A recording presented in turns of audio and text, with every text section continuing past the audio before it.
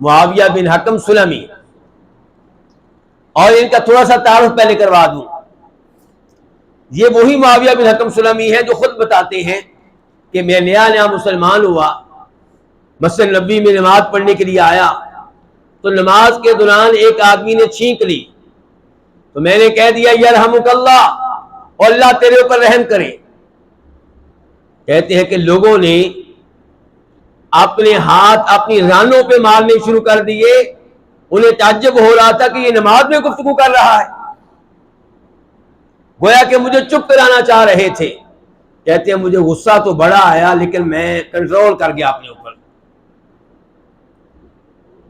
کہتے ہیں کہ نبی علیہ السلام نے نماز کے بعد مجھے طلب کیا، میں حاضر ہوا.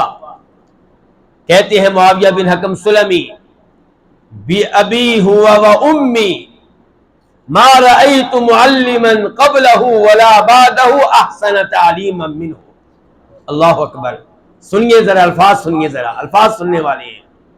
معاویہ بن حکم کہہ رہے ہیں میرے ماں باپ اللہ کے نبی پہ قربان ہوں صلی اللہ علیہ وسلم، میں نے آپ سے پہلے اور آپ کے بعد آپ سے بہتر کوئی معلم نہیں دیکھا.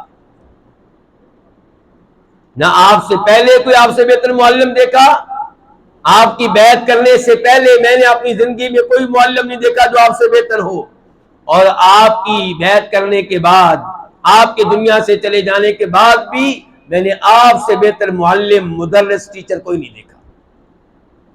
پھر تفصیل بتاتے ہیں.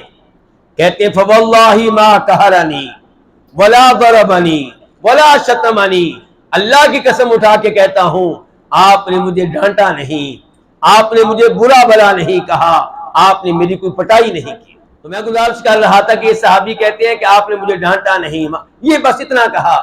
ان هذه الصلاة لا يصلح فيها شيء من كلام الناس انما هي التسبيح والتکبیر وقراءة القرآن.